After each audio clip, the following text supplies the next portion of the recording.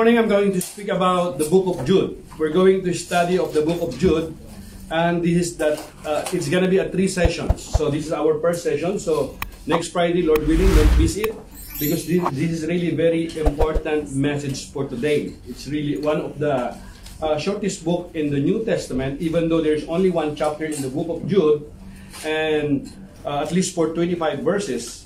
But this is very important for us today, especially those in this generation right now. There are so many counterfeit, which is they are not teaching the true gospel. There are so many false teachers nowadays, even before until now. So it's good for us to study on this book so that we will be firm in our faith, and this is a good foundation. Amen. Now, before we're going to study, we're going to read the text of the book of Jude. Let me give you some introduction about who wrote this book. So, the author of this epistle identified himself as Jude, the servant of Jesus Christ and brother of James. That is in Jude chapter 1 verse 1. Mamaya pupuntahan po natin yan. And traditionally, the author has been understood to be Jude, the half-brother of Jesus Christ. The half-brother of Jesus Christ. Jude was evidently a church member of high esteem in Jerusalem, and he may have traveled as a missionary. In Matthew chapter 13 verse 55, the Bible says, "Isn't this the carpenter's son? Isn't this mother's name Mary? And aren't his brothers James," tira mo yung brother niya, "Joseph, Simon, and Judas," which is Jude. Ano? So ito makikita po natin na si Mary pala, hindi lamang po ang anak niya si Jesus. Kasi si Mary at si Joseph mag-asawa po sila. Amen? So, yung mga nabanggit na rito na sila James, actually yung nagsulat din po, we study of the book of James. Nasa YouTube na po natin yan. That is also the son of Mary. Many of us hindi po natin alam yon. Pero nung si Mary nga po ay dalang tao siya sa magitan ng banal na espiritu, sila po ay hindi pa po nung time na yon, si Joseph nga gusto niyang hiwalayan si Maria nung malaman niyang siya nagdadalang tao. Pero nangusap ang Diyos kay Joseph sa magitan ni Angel Gabriel at sabi niya, huwag kang matakot na tuluyan na pakasalan si Maria sapagkat ang kanyang pinagdadala niya ay tagapagligtas, kundi sa magitan ng banal na espiritu. Pero after that, nagkaroon sila ng mga anak. Si Maria at si Joseph, si Jose, sila po yung nagkaroon po ng mga anak. Makikita po natin dito na ang anak po niya ay si James, si Joseph, si Simon, and Judas. Hindi po si Judas Iscariot na isa sa mga disciple ni Jesus. At hindi lamang po yon, in Mark chapter 6 verse 3, nasa Biblia po ninyo yan, makikita natin dito, "Isn't this the carpenter?" Sino si carpenter? Si Joseph? Si Jose? "Isn't this Mary's son and the brother of James, Joseph, Judas, and Simon? Aren't these sisters?" Everybody, sisters. Sisters. Hindi sister. So, we know it is plural. So, yung mayroon pang 2 or more, hindi po natin alam. Pero at least probably 2. Right? So, mayroon din pa palang anak si Jose at si Maria na mga babae. Okay? Ngayon, ang mga ibang mga doctrine, mga teaching nila, hindi yung mga nabanggit na pangalan dyan ay pinsan ni Jesus yun. Or maybe anak ni Jose yun sa nauna niyang asawa. Pero wala kang mababasa sa scripture. Mga invento po yun, mga kapatid. Hindi po yun ang nakasulat sa Biblia. Ang nakasulat sa Biblia, marami po sa atin. Hindi po natin alam. Alam mo kung bakit? Kasi sinasabi yun na baka hindi anak ito ni Joseph, hindi anak ito ni Maria. Remember mga kapatid, it's in the Bible. Nagsulat nga, pag-aaralan ni Nabi, Book of James, Book of Jude. Mga anak ni Maria po yun, ni Mary. Kasi mag-asawa si Mary at si Joseph, so nagkaroon po sila ng maraming anak. May mga anak pa silang mga babae. Marami po sa atin. Ngayon lang po ito narinig. Alam mo kung bakit po nila nag-iimbento na maaring mga anak ni Jose yun sa nauna niyang asawa? Wala pong ganun mga kapatid na nakasulat po sa Biblia. Invento nila yon kasi to justify yung doctrine ng Immaculated Virgin Mary. There's no such in the Bible po, mga kapatid. Wala po nakasulat na ganon. Marami po sa atin na surprise, ganon pala yun. Yes, it's written in the scripture. Hindi po it's written in the scripture, basahin po natin. Kaya lang, hindi itinuro sa atin, hindi naman natin pinag-ukulan ng panahon para pag-aralan. The Bible says in Hosea chapter 4 verse 6, "My people are destroyed for lack of knowledge." Not lack of education, not lack of money, but lack of knowledge. Where in the scripture, sa salita ng Diyos. Kaya mahalaga sa atin na pag-aralan natin, matutunan natin yung salita ng Diyos upang sa ganun, hindi po tayo mailigaw sa ating pananampalataya, hindi po tayo madamay, lalong-lalo na hindi tayo mapahamak. Iba na ang mayroong alam, kapatid. Kasi kapag hindi mo alam, kahit sa batas, mga kapatid, hindi ka excuse. Kapag ikaw ay nalabag mo ang batas, excuses no one. Ignorance of the law, sabi nga, excuses no one. Hindi mo pwedeng yun. Hindi ko kasi alam. Hindi.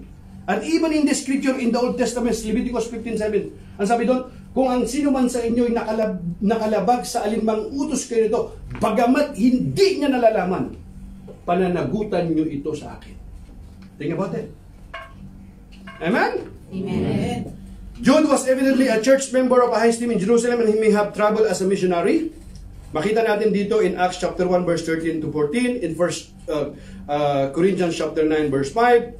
There's no indication of what priesthood office Jude held, but the epistle itself suggests that he had a positions of authority that qualified him to write letters of counsel. Sino po yung author? Muli, Jude was the half-brother of Jesus. Bakit half-brother of Jesus?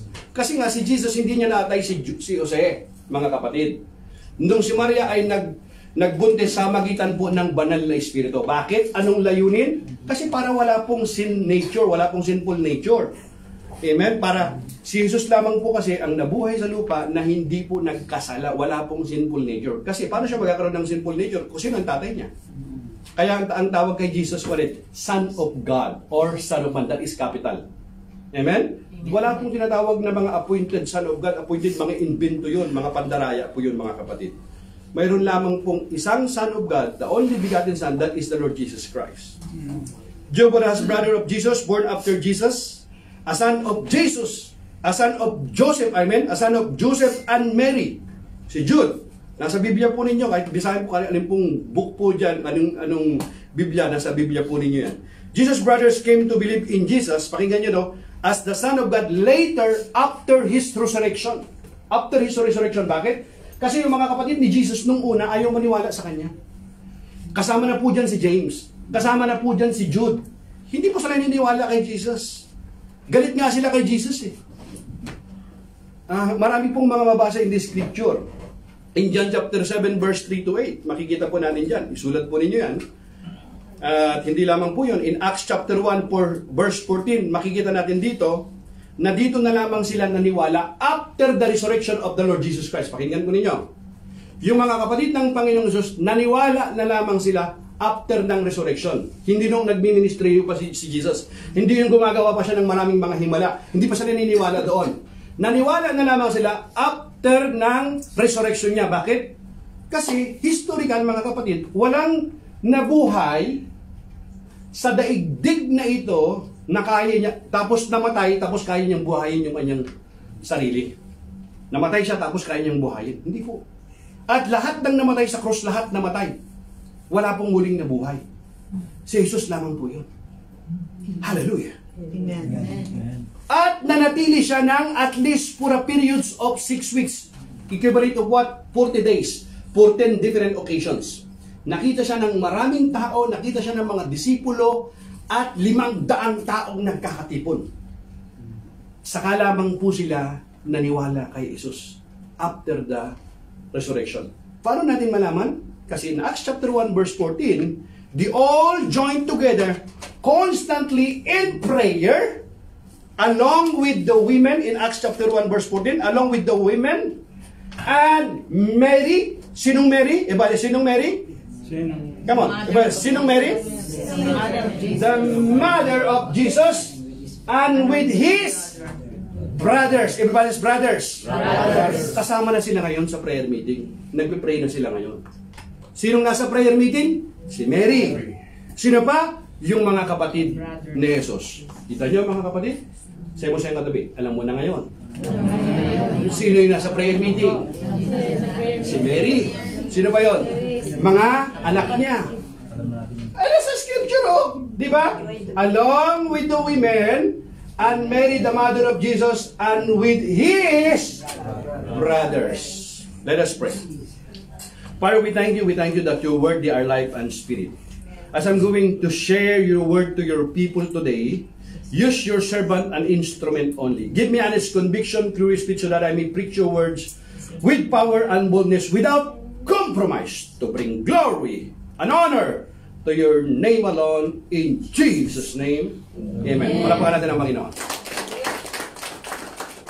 Nag-umpisa pa lang tayo. Kita niyo mga kapatid, marami po sa atin. Lagi tayo nagsisimba. Lagi tayo nagdadasal. Pero hindi natin alam yung salita ng Diyos. Bakit mga kapatid? Hindi kasi itinuro sa atin. Inilihim sa atin. Alam mo kung bakit? Kasi kapag nalaman mo ang totoo, ang katotohanan ang siyang magpapalaya sa iyo. Why? The Bible says in John chapter 8 verse 3, and you shall know the truth, and the truth shall set you free. Meaning, knowing the truth shall set you free. Hanggat hindi mo malaman ang katotohanan, kahit anong gawin mo, hindi ka magiging malaya. Ang katotohanan, very powerful mga kapatid. At yan ang hinahanap ng Panginoon. God still looking a man and woman of God na maninindigan sa katotohanan. Amen? Are you with me? Amen. Of course, we know Jude. He was married and traveled a good deal taking his wife. Sinama niya. In 1 Corinthians chapter 9 verse 5, makikita po natin yan. So the book of Jude is an important book for us today. Let me repeat that. The book of Jude, isang chapter po lamang yun. Ulitin ko 25 verses. Pero napakahalaga po yan. Napag-aralan po natin.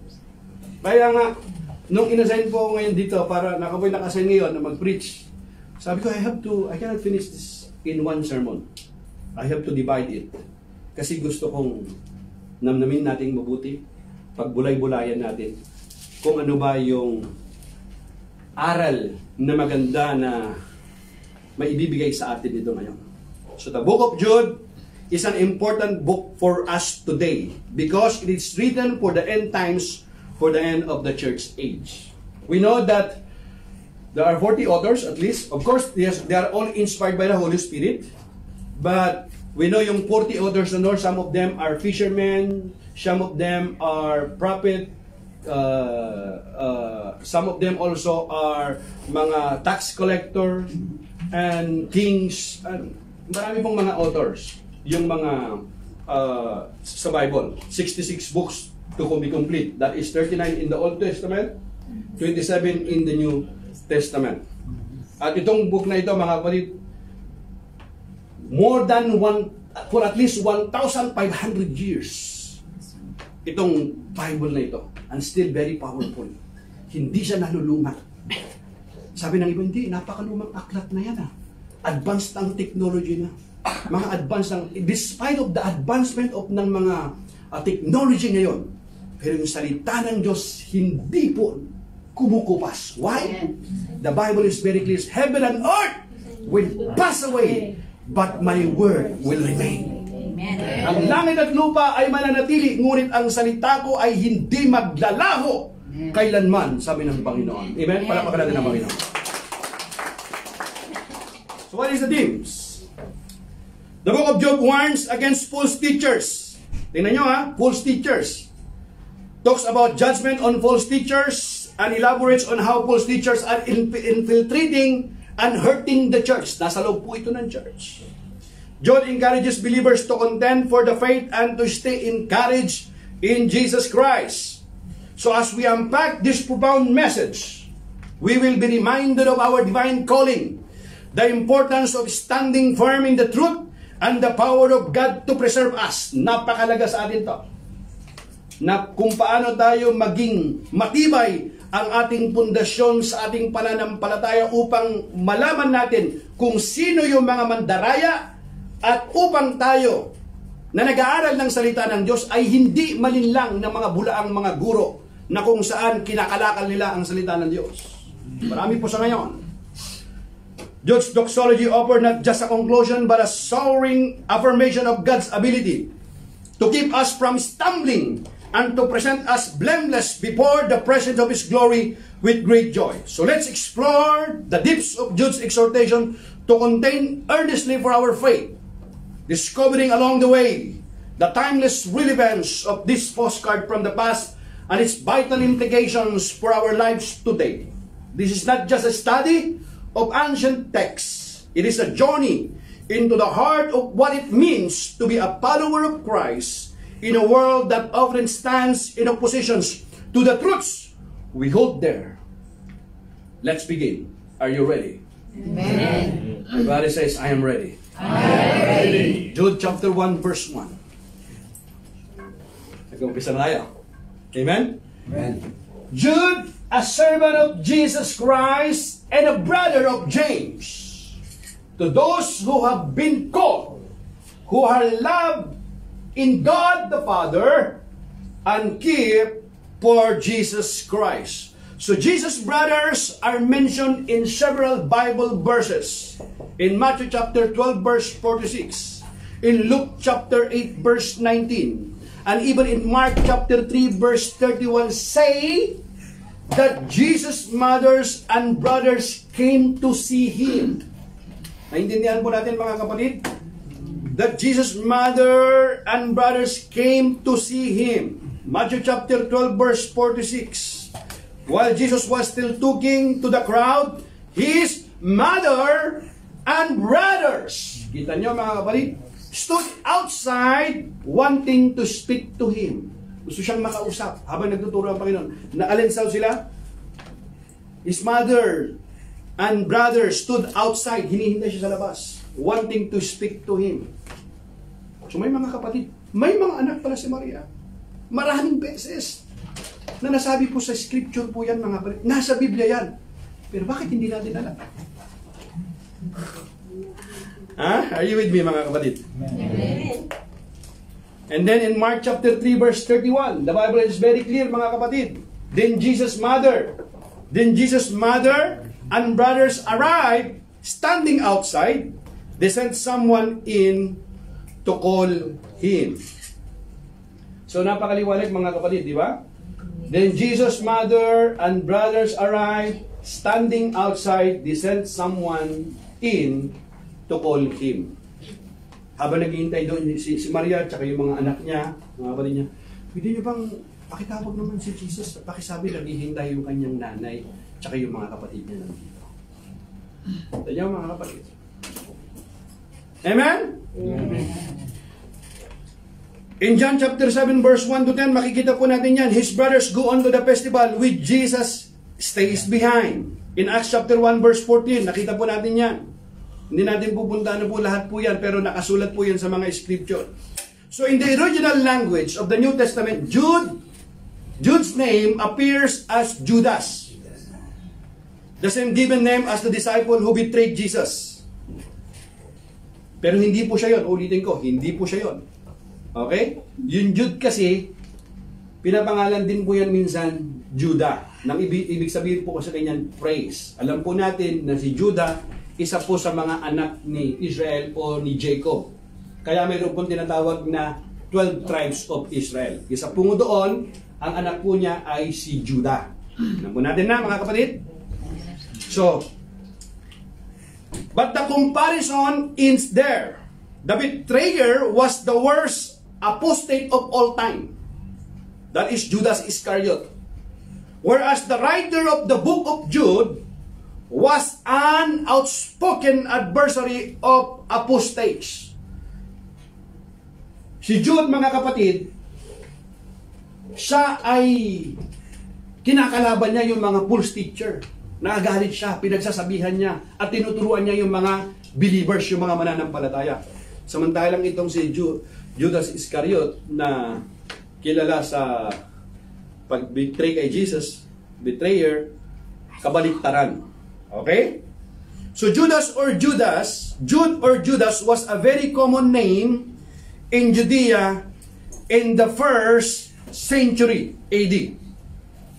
This Greek equivalent reflects its Hebrew origin, Judah, meaning praise one. Pagpupuri.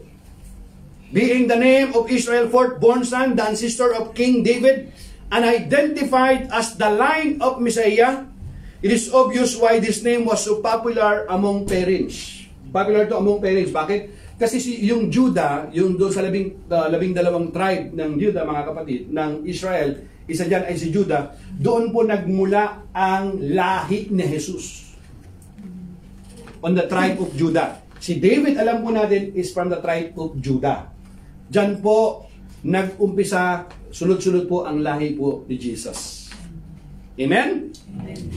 So Jude does not appeal to any apostolic authority in order to gain his readers' attention and willingness to hear his words.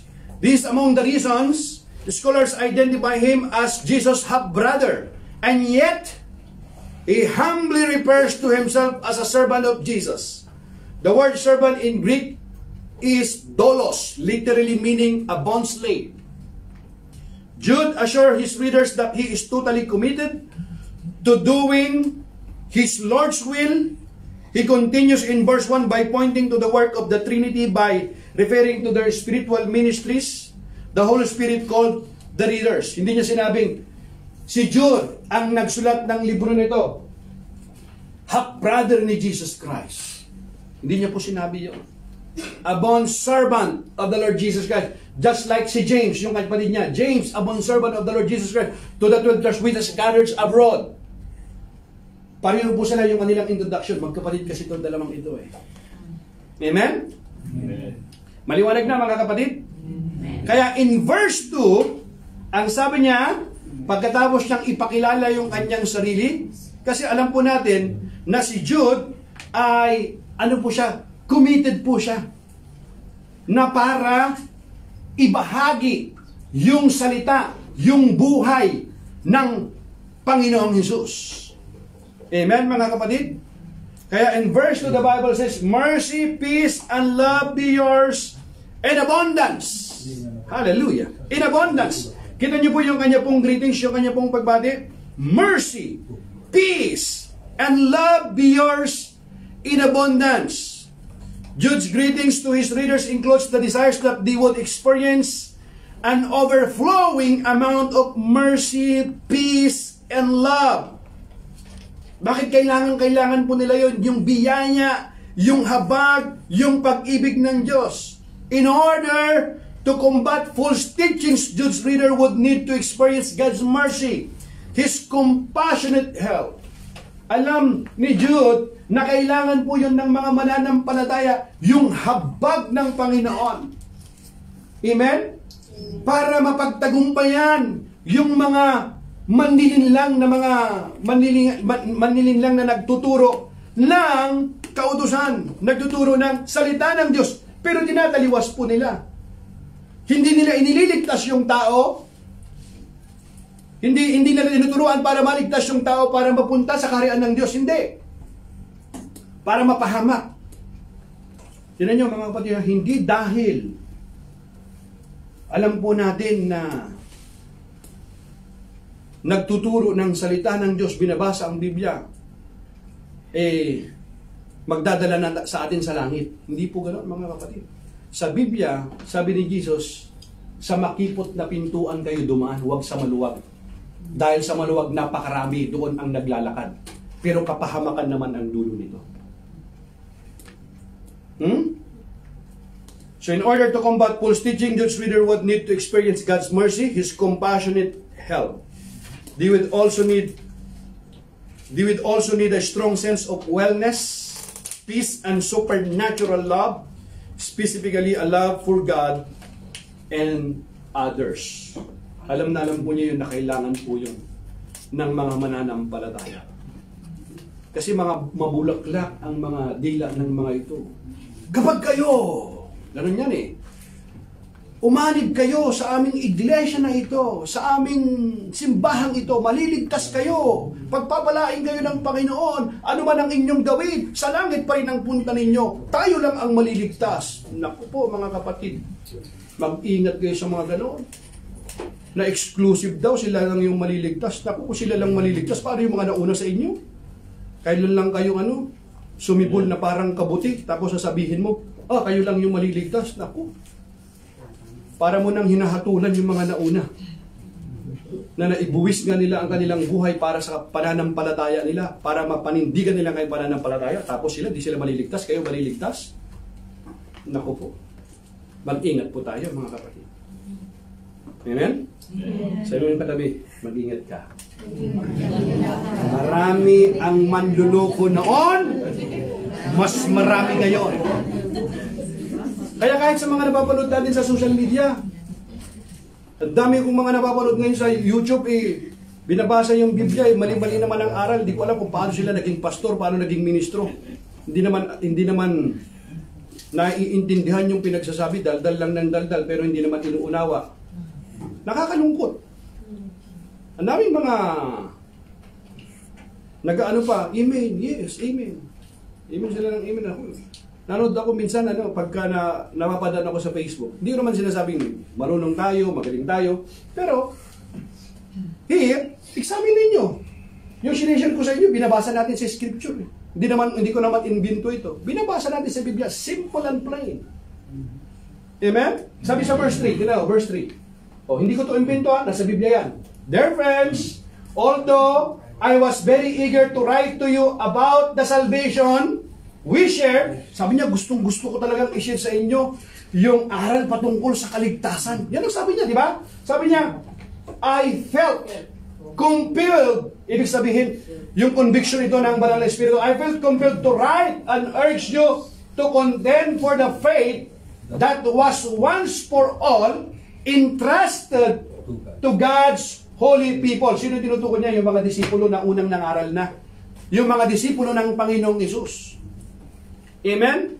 Jude, who was the half-brother of the Lord Jesus Christ and who despised his older brother during his earthly ministry, is here seen to be a bond slave of Jesus Christ, his Savior. What a transformation. Nakita nyo? Yung pagbabago ng kanyang buhay na ginawa ng Panginoon sa kanya. Dati, para si San Pablo, na isang terorista dati, kalaban ng mga, kinakalaban niya yung mga Kristiyano. Di ba? Anong nangyari? On the road of Damascus, binago ng Diyos ang kanyang buhay. Ganun din ito. Si Jude, kasama na yan si James, the half-brother of the Lord Jesus Christ. Dati ayaw maniwala sa kanya. Pero ngayon siya yung nagsulat, ini-encourage na ngayon yung mananampalataya. Bakit? Kasi nakita nila na si Jesus nagsasabi ng totoo. Nasumbungan niya na si Jesus nga ang tunay na tagapagligtas. Amen? Are you with me? Amen. Di kung alam niya na dapat na kung dapat may ipangaral, na kung alam niya na ang magdadala ng iyong mga panalangin ay si Mary. Di sasabihin niya, nanay niya yun eh. Bakit hindi yun ang kanyang pinapangaral? Kasi alam niya. Na alam niya ang layunin ni Jesus, bakit napunta sa lupa? Bakit pumunta sa lupa? Alam niya. Amen? Amen. And his brief but vital letter, Jude warns of the dangers of apostates who had crept into the church unnoticed and who were propagating a false gospel. And Jude gives stark warning of God's judgment against such ungodliness. So Jude urgently encourages believers to stand fast in their faith. Ibig sabihin niya, encourage niya. Huwag kayong panghinaan ng loob. Magpakatadag kayo niyo sa inyong pananampalataya. Kasi alam niya, nasa loob to ng simbahan. Yung mga alin, mga false teacher. He warns them that they need to earnestly contend for the faith and defend the truths of the glorious gospel of Christ, which had been entrusted to the apostles to their learning. At first, he intended to address matters pertaining to salvation. Instead, he feels led to tell his readers to aggressively defend the faith, the truths the apostles had given to believers. Amen? Sabi niya, gustong-gusto ipangaral sa inyo, pero gusto kong encourage muna kayo. Sabi niya na, narinig niyo naman siguro na yung aral ng kaligtasan, yung mga apostles na nauna sa akin, mga disipulo ng Panginoong Hesus, na itunuro nila yung tunay na ebanghelyo. Di ba? Ito yung sinasabi niya, in-encourage niya. So, brethren, let us earnestly contend for the gospel in our time, but let it be done in gentleness and respect. Are you with me? Amen. Let it be done in gentleness and respect. In essential doctrine, let there be unity. In essential doctrine, let there be liberty. In all the doctrine, meaning teaching, let there be love. Amen? Hindi naman parang hinahatulan mo na ikaw ay magiging self-righteous ang dating mo. Hindi po gano'n. Yes, share mo yung salita ng Diyos, ibahagi mo sa labat with love and respect, mga kapatid. Amen? Kasi marami pong mga tao ang nadaya na nilang hindi nila alam. Hindi nila alam yung aral ng katotohanan. Bakit? Kasi hindi itinuro sa kanila. Maaaring ito yung kanilang kinalakihan nila. Ito yung kinagistan nila. Pero hindi naman na tayo nagsumikap para alamin ang katotohanan. Di ba yung tao nagsusumikap nga sa buhay na ito? Para maging matagumpay siya, ginagawa niya yung lahat ng kanyang makakaya? Para magtagumpay siya sa buhay na ito. Ang tanong, kung talagang naniniwala tayo na there is life after death, na mayroong buhay na walang hanggan, question, paano naman natin pinag-uukulan ng panahon ito? Hindi. Basta kung ano yung aking kinagisnan, kinalakihan, ito yung kinamulatan ko, dito na ako mamamatay. Kakalungkot. May mga ganyan tayong mga opinion minsan. Really? Doon ka na mamamatay? Hindi, bayaan mo na yan. Yung kanyang lolo kasi magnanakaw. Yung tatay niya rin magnanakaw. Kaya yung batang yan na nagnanakaw, bayaan mo na. Kasi yung lolo niya, yung tatay niya, bayaan mong magnakaw yung batang yan. Is that your argument? Kasi yung kanyang kinalakihan? Or you decide change dun sa batang yon? Hayaan mo na si San Pablo. Kasi si San Pablo nung una, ang alam niyang aral, ito yung katotohanan. Kinakalaban niya yung mga Kristiyano, pinapakulong niya. May kinalaman nga siya sa pagkamatay kay Stephen eh. Are you with me? Amen. Kasi ang akala niya, ginagawa niya ito para sa Diyos. Naninindigan siya sa kanyang pananampalataya. Wala siyang kalam-alam, kinakalaban pala niya si Jesus. Kaya buti na lang sa awa at habag ng Panginoon, kinatagpo siya ng Panginoon. Kaya nagkaroon siya ng pagbabago sa kanyang buhay. At ipinangaral niya si Jesus. Ganon din to, si Jude, itong si James. Nung una, ayaw nilang maniwala sa Panginoong Jesus. Amen? Amen. Nasa Biblia po yan, mga kapatid. Amen? Amen. Kaya ibahagi po natin. I-share po natin yung Word of God sa kanila. Ngayon, kung tatanggapin nila, purihin ng Diyos. Kung ayaw nilang tanggapin, nasa sa kanila yun. Amen. Gusto nilang maglangoy sa apoy ng impyerno, anong gagawin natin? Binasa mo na yung salita ng Diyos. Kung ayaw mong maniwala sa book na ito, anong libro ang gusto mong paniwalaan? Kung nakasulat sa Biblia, binabasa natin, nandyan na. Ayaw mong paniwalaan, anong gusto mong paniwalaan? Tandaan natin mga kapatid, hindi lahat ng pinaniniwalaan mong alam mong tama ay yun ang totoo. Ano yung basihan ng iyong katotohanan? It should be merong ang basis. Ano yung basihan natin kapatid? Salita ng Diyos na di nagbabago. Amen. Amen? Kasi kung yung salita ng Diyos ang ating basihan kapatid, hindi ka mapapahamak. Pero kung yung basihan mo, hindi ko naman sinasabi na may mga aral mga kapatid sa ating mga ninuno, sa ating mga matatanda na natutunan natin mga gandang aral, nakalimutan na natin. Huwag natin kalimutan, may mga magandang aral eh. Alin yun? Yung pagmamano, magaganda yan eh. Yung paggalang, paggamit ng pu at upo, magagandang aral yan eh. Di ba? Yung aral na gusto mong natutunan, huwag kang magwalis dahil gabi na. Lalabas yung swerte. Maalikabok na eh, baka magkaroon pa ng asma yung anak mo. Hindi lalabas ang swerte. Bakit lalabas yung swerte? Anong meron doon? Tapos sabihin mo, mayroong, bumisita si Lola, mayroong paru-paro. Saan aral mo natutunan yung paru-paro? May mga halaman eh. Anong basehan mo? Hindi kasi yun na yung paniniwala. Ano nga yung basihan? Saang aral nga yan? Aral ba ng Kristiyano yan? May mga pumantong Indiano, mga Indiano sa Pilipinas, kinuha natin yung aral. May pumantong mga Injik sa Pilipinas, kinuha natin yung aral. Hindi naman aral sa Biblia yun. Kaya maglalagay ka sa bahay mo, kaway ng kaway, pampalabas ng swerte. Alam mo yun? Saan nakasulat yun? Are you with me, mga kapatid? Amen. Ang dami-dami nating, alam niyo ba ang ibig sabihin ng pamahiin? Sa English, type mo lang sa dictionary, ha? Superstitious belief. You know what is superstitious belief means? A belief or practice based on ignorance. Hindi ko sabi yan, ha? Scripture yan. Pero yung mga aral na magaganda, huwag mong kalimutan. Magaganda yun. Manahin natin, ituro natin. Pero yung mga aral na alam natin taliwas sa salita ng Diyos, huwag mong gagawin. May masalubong ka lang na pusa na itim, sabihin mo, peramalas, peramalas. Malas yung kapitbahay mo, meron siyang pusang itim. Eh paano pag puti, puro swerte na. Are you with me? Amen. It make sense, mga kapatid? Are you with me? Yes. Amen. Kasi ang katotohanan minsan, pagka narinig natin, parang hindi eh. Ito kasi yung wala naman tayong basihan, mga kapatid. Amen? Amen.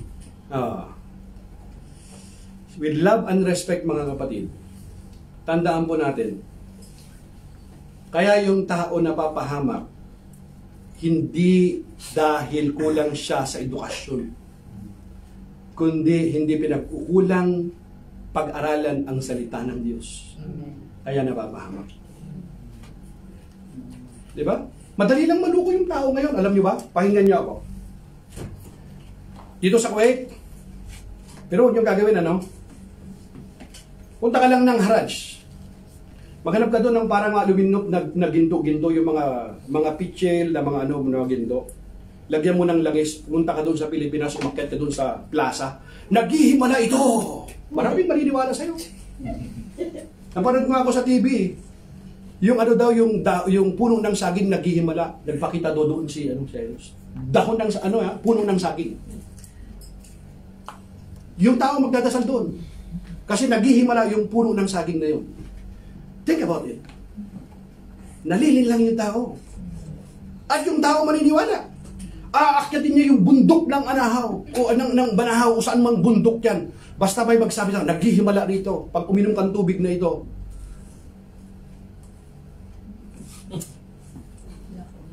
Kapatid, hindi natin ito napapanood. Totoo ito ang nangyayari. Kahabag-habag. Nalulungkot ako dahil maraming mga taong nadadaya. Ng mga ito, kinakalakal lang naman ang salita ng Diyos. Di ba? Kaya pinag-aralang mabuti, yung pala ay pandaraya lang, nandilin lang sila. Di ba? Kaya ngayon, pinaghahanap na yung mga ibang mga mandaraya dyan, na mga nanlilin lang. Are you with me? Amen. Marami na. Hinahanap na sila. Verse 4.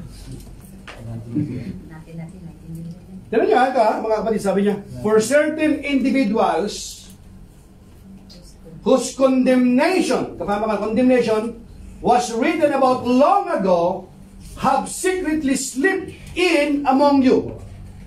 Kung may naman Tagalog dito, sis, lagi mo nga, subukan mo lang.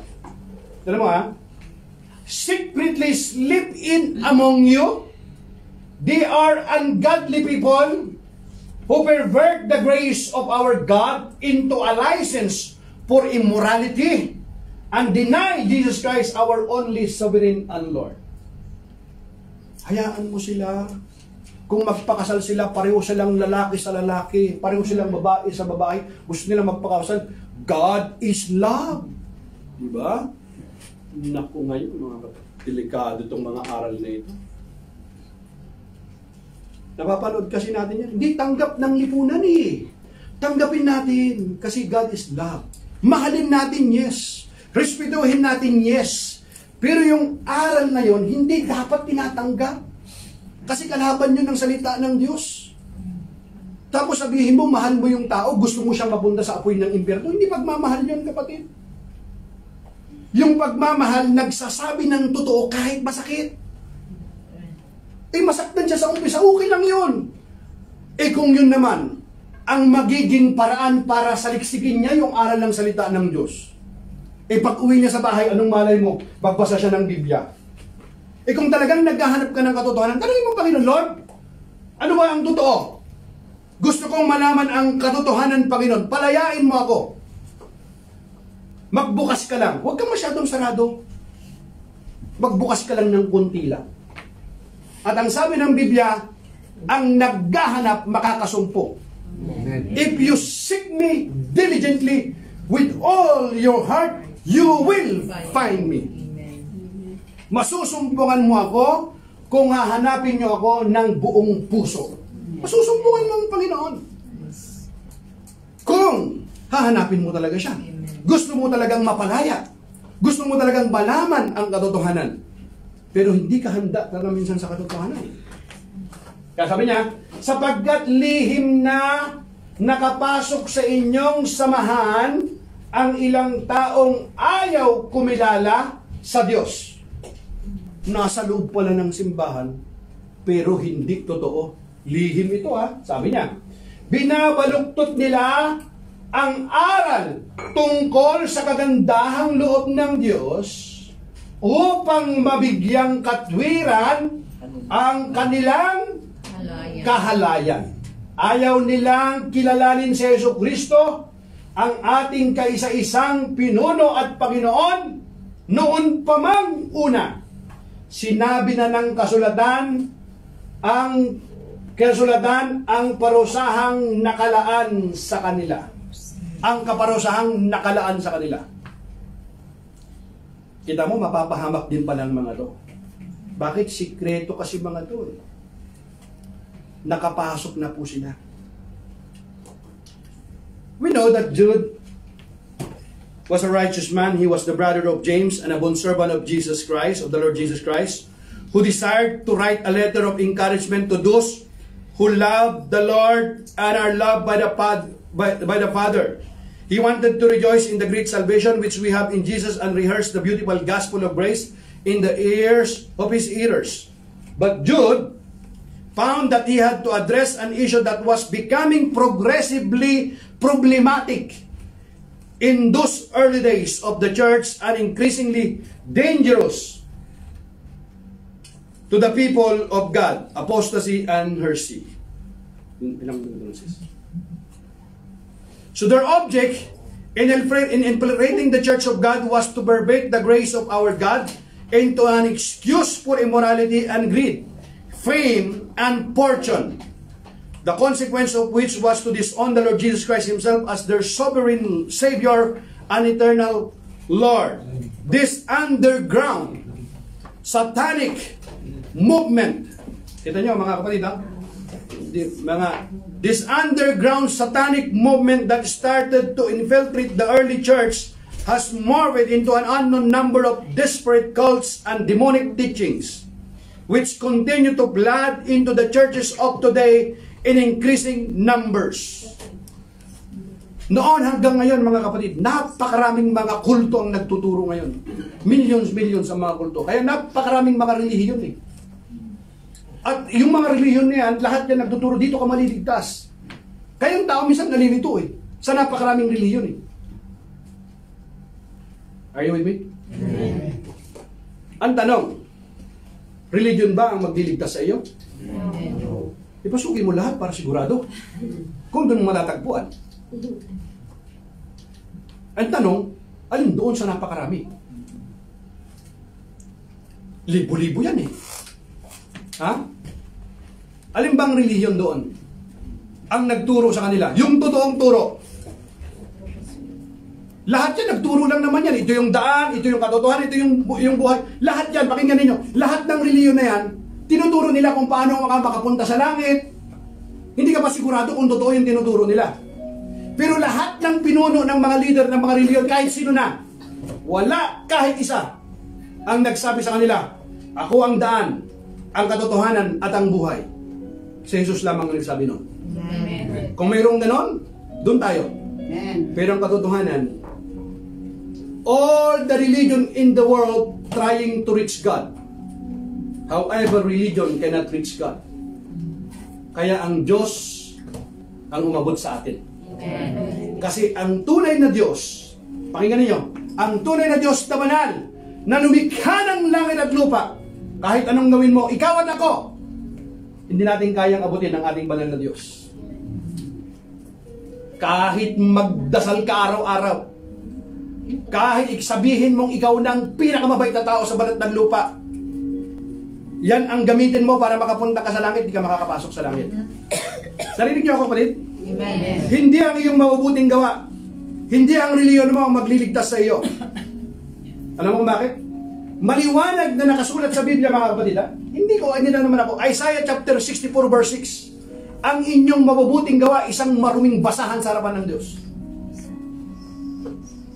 Maruming basahan sa harapan ng Diyos. Why?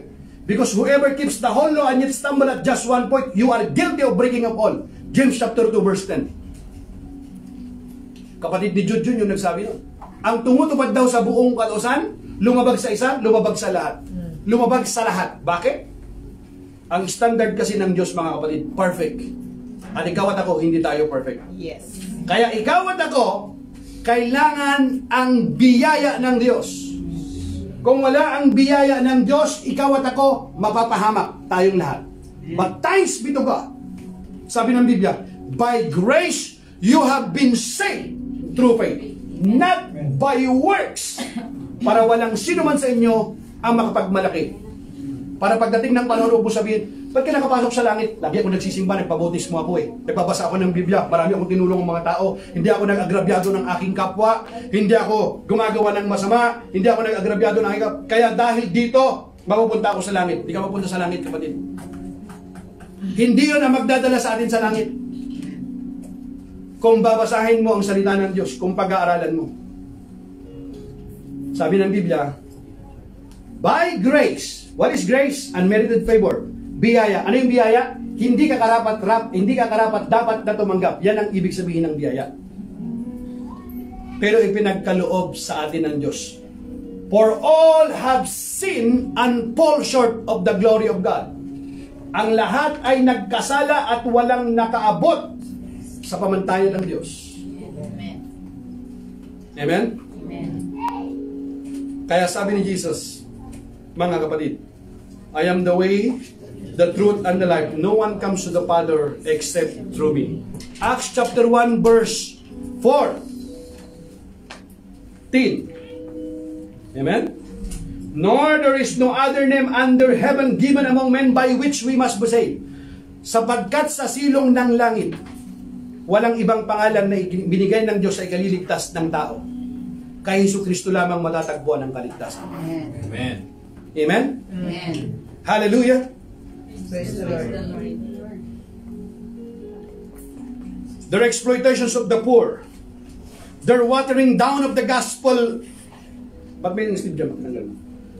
Their exploitation of the poor, their watering down of the gospel, their distortion of the truth, their contempt for the glorious gospel of Christ, and their politically correct, seeker, friendly teachings, and this continues aggressively today.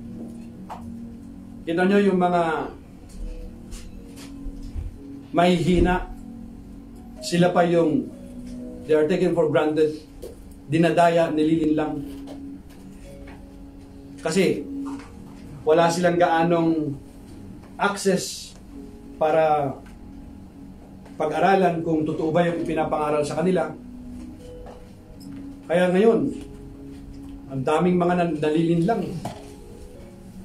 Isipin mo yung mga senior na yan, mga sinasabi nila minsan, ay, si senior ano, noon mayroong senior Aguila, susunod na mayroong senior Kalapati, may senior. Hindi ako nagbibiro, kapatid.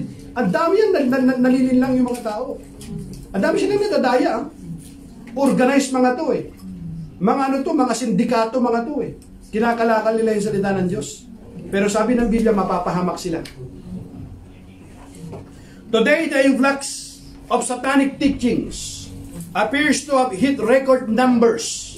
Such men are false apostles, deceitful workers, disguising themselves as apostle of Christ.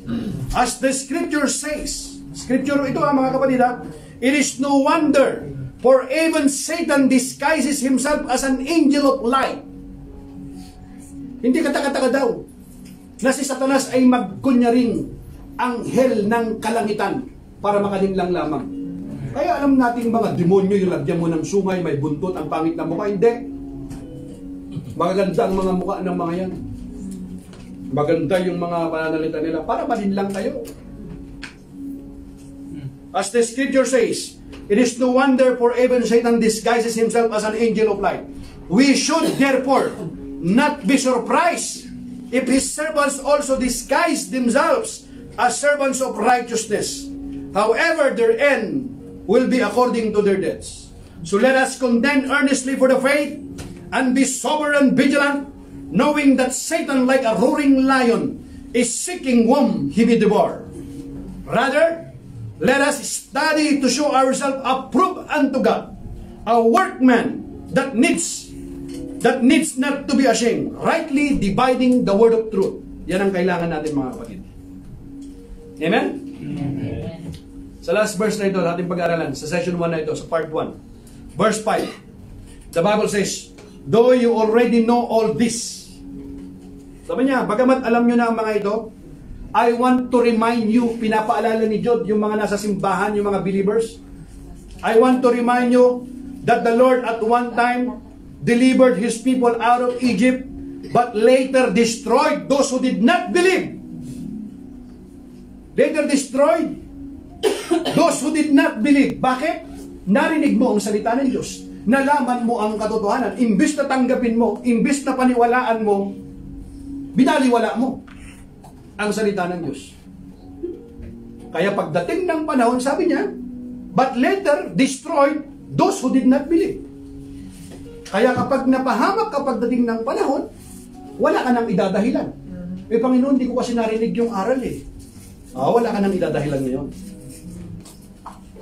Pagdating, mga kapatid, doon sa judgment seat of Christ, Hebrews 9:27, is it appointed unto man to die once, and after that judgment? Itinakda sa isang tao na minsan mamamatay pagkatapos ay ang paghukom. Nasa Biblia yan, ha? Hindi pag namatay yung tao at tapos na yung kanyang paghihirap, wala na. Hanggang doon na tapos na. Hindi, may judgment day. Eh kung walang judgment day, alin na, asan ang hustisya? God is a God of justice. Yes? Pakinggan nyo. God is a God of love, but He is also a God of justice. He is also a just God. Kaya nga hustisya ang Diyos eh. Bakit? Kasi minsan sa hustisya ito, hindi mo naman nakakamit mo ba ang hustisya minsan? Minsan nga, kung sino pa yung matatalino, pa sino pa yung mga... Minsan, kung ikaw ay mahirap mong makamit ang hustisya eh. Pero purihin ang Diyos. Ang Diyos ay hustisya. Pagdating ng panahon, there will come a time, justice will be served. Amen. At lahat, walang excuse. Ito yung appointment na hindi mo mamimiss. Makakaparating ka at makakarating ka. Kaya sabi ng Biblia, prepare to meet thy God. Humanda kayo na humarap sa Panginoon. Kaya ayaw kong humarap. Kahit ayaw mo, aharap ka. If you really believe that there is life after death, the question is, saan ako patutungo? Alam mo ba? Gusto mo yung kaluluwa mo ay paikot-ikot lang kung saan? Pero ka lang dalawang pupuntahan, kapatid. Kung hindi sa kaliwa, sa kanan. Are you with me? Amen. Pareho itong eternal.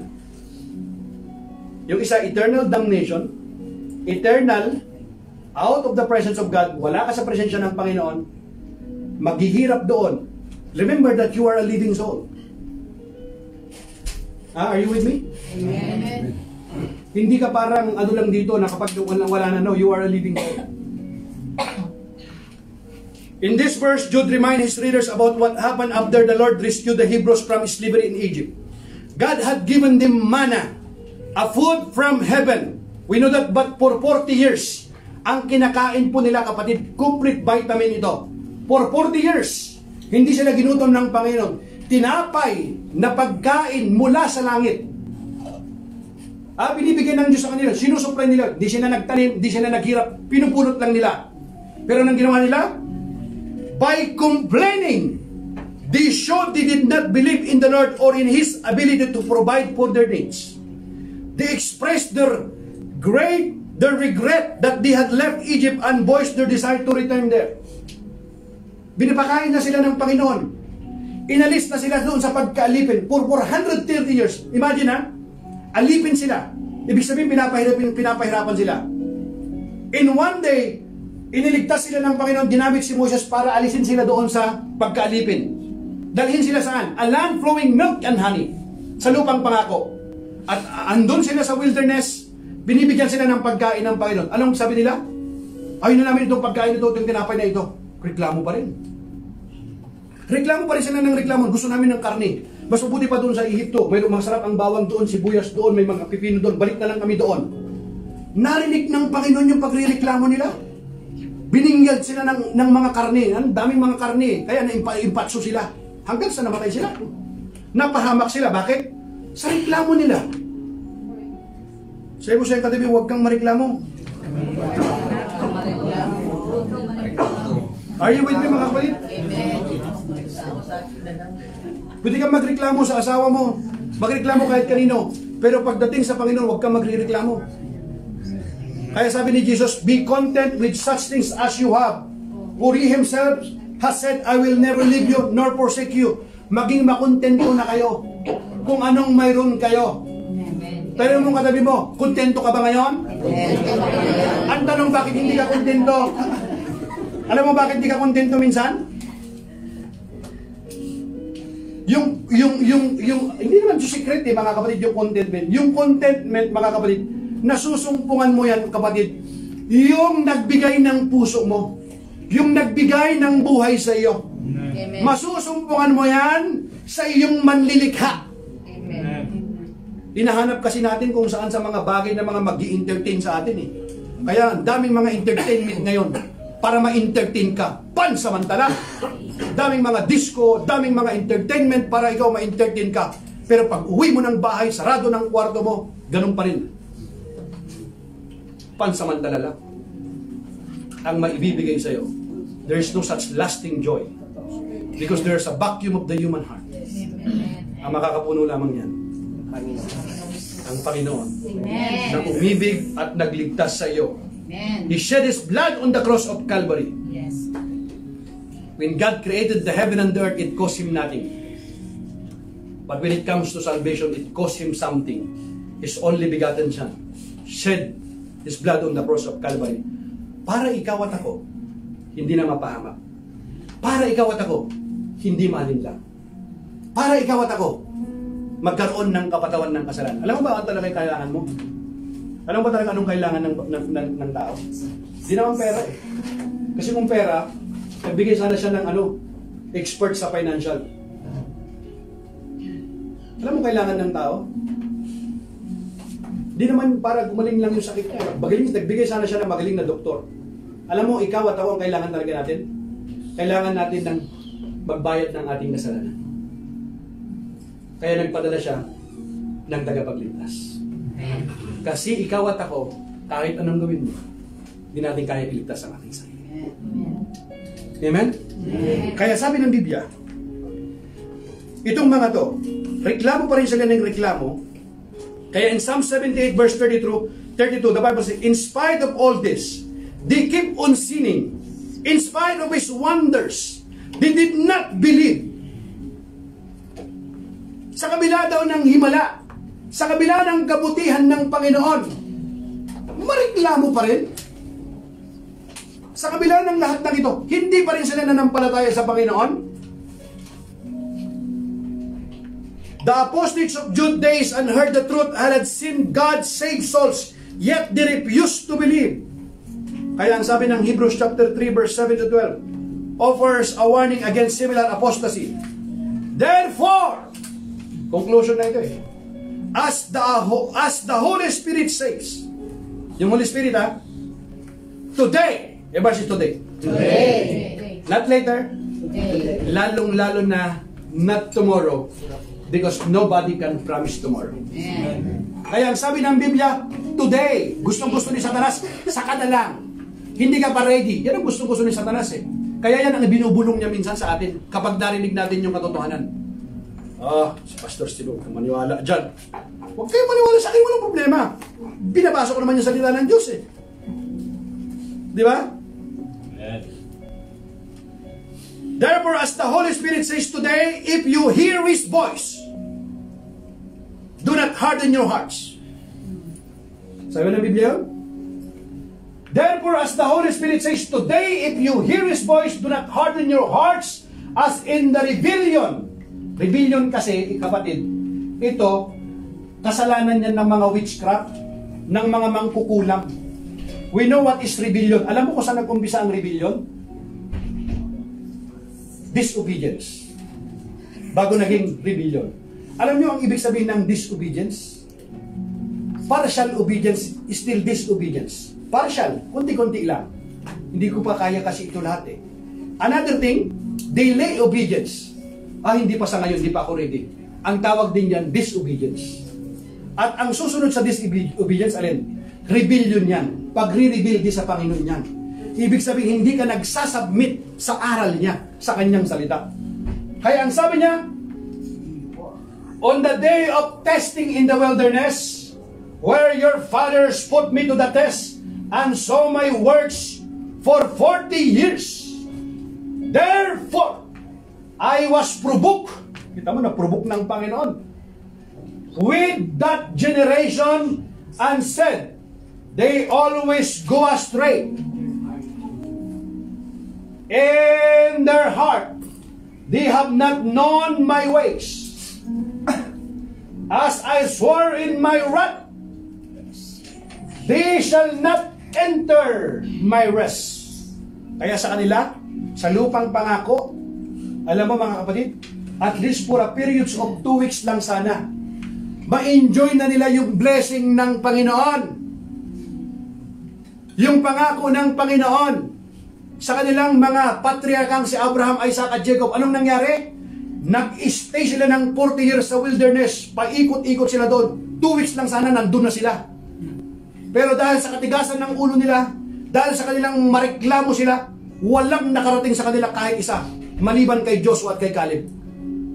Kaya ang sabi ng Panginoon, I swear in my wrath, they shall not enter my rest. Take care, brothers, lest there be in any of you an evil, unbelieving heart, leading you to fall away from the living God. Basi take care. Take care. Kita mo, pinag-iingat ka.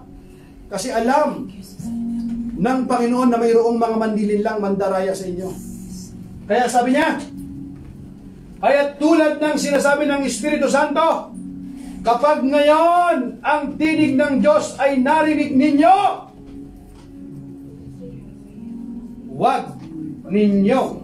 huwag patigasin ang inyong mga puso. Tulad noong maghimagsik ang inyong mga ninuno doon sa ilang nang subukin nila ako. Kita mo mga kapatid? Would you stand up, my brothers and sisters?